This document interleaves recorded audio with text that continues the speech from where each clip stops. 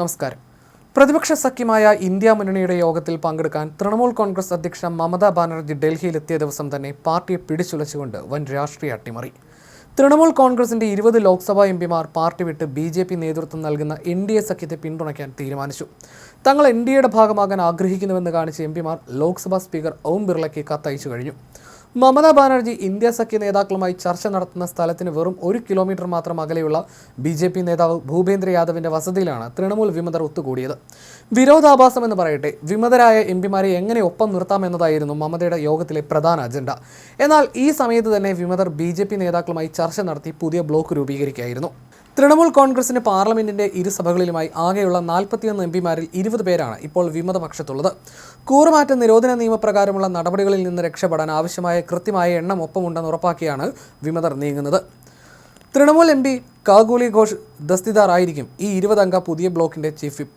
പ്രമുഖ നേതാവ് ശതാബ്ദി റോയ് ഡെപ്യൂട്ടി ലീഡറാകും. എംപിമാരായ ശർമിള സർക്കാർ ഉൾപ്പെടെയുള്ളവർ ഈ നീക്കത്തിന് പിന്നിലുണ്ട്. പാർട്ടിയിൽ തങ്ങളെ വിപ്പ് സ്ഥാനത്ത് നിന്ന് മാറ്റിയതാണ് കാഗോലി ഘോഷ് ദസ്തിദാറിനെ പെട്ടെന്നുള്ള തീരുമാനത്തിലേക്ക് നയിച്ചത്.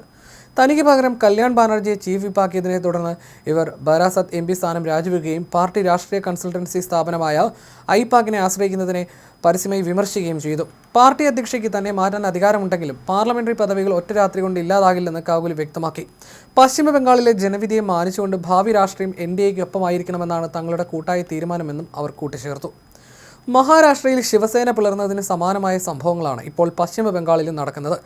സംസ്ഥാന നിയമസഭയിൽ 58 തൃണമൂൽ MLAമാർ ചേർന്ന് ഇതിനകം തന്നെ ഒരു പ്രത്യേക ബ്ലോക്ക് രൂപീകരിച്ചിട്ടുണ്ട്. പാർട്ടിയിൽ നിന്ന് പുറത്താക്കപ്പെട്ട വിമത നേതാവ് ഋതുപത്ര ബാനർജിയാണ് ഇവരെ നയിക്കുന്നത്. തങ്ങളാണ് യഥാർത്ഥ തൃണമൂൽ എന്നാണ് ഇവരുടെ അവകാശവാദം. നിയമസഭയിലെ പ്രതിപക്ഷ നേതാവായി ശോഭൻദേവ് ചാറ്റർജിയെ മമത തിരഞ്ഞെടുത്തതിലുള്ള അതൃപ്തിയാണ് MLAമാരുടെ പിളർപ്പിന് കാരണം. അസംബ്ലി സ്പീക്കർ ഋതുപത്ര ബാനർജിയെ പ്രതിപക്ഷ നേതാവായി അംഗീകരിക്കുകയും നിയമസഭയിലെ പാർട്ടിയുടെ മുറിയുടെ താക്കോൽ കൈമാറുകയും ചെയ്തിട്ടുണ്ട്. ബംഗാൾ നിയമസഭാ തെരഞ്ഞെടുപ്പ് ഫലം വന്ന് 1 മാസം പിന്നിടുമ്പോൾ തൃണമൂൽ കോൺഗ്രസിന്റെ അടിത്തറ പൂർണ്ണമായി ഇളകിയ അവസ്ഥയിലാണ്. പാർട്ടിയുടെ 2ാം സ്ഥാനക്കാരനായ അഭിഷേക് ബാനർജി ഉൾപ്പെടെയുള്ള പ്രമുഖ നേതാക്കൾ പലയിടത്തും ജനക്കൂട്ടത്തിന്റെ ആക്രമണത്തിനിരയായി. 2ാം നിര നേതാക്കളും 100ഓളം കൗൺസിലർമാരും ഇതിനകം പാർട്ടി വിട്ടുകഴിഞ്ഞു. ഇതിനെല്ലാം ഉപരിയായി പതിറ്റാണ്ടുകളായി അണികൾ ബഹുമാനത്തോടെ മൂത്ത സഹോദരി എന്നർത്ഥം വരുന്ന ദീദി എന്ന് വിളിച്ചിരുന്ന മമതാ ബാനർജിയെ ഇപ്പോൾ പാർട്ടിക്കുള്ളിലെ വിമതർ പേരെടുത്ത് വിളിക്കാൻ തുടങ്ങിയത് അവരുടെ സ്വാധീനത്തിലുണ്ടായ വലിയ ഇടിവാണ് കാണിക്കുന്നത്. ബംഗാളിലെ തിരഞ്ഞെടുപ്പ് പരാജയത്തിന് പിന്നാലെ തൃണമൂൽ കോൺഗ്രസിനുള്ളിൽ പുകയായിരുന്ന അതൃപ്തി ഇപ്പോൾ ഡൽഹിയിൽ ഔദ്യോഗിക പിളർപ്പിലേക്ക് വഴിമാറിയിരിക്കുകയാണ്. പകുതിയോളം എംപിമാരും വലിയൊരു വിഭാഗം MLAമാരും കൈവിട്ടതോടെ മമതാ ബാനർജിയുടെ രാഷ്ട്രീയ കോട്ടയ്ക്ക് ബംഗാളിൽ വൻ തകർച്ചയാണ് നേരിട്ടിരിക്കുന്നത്.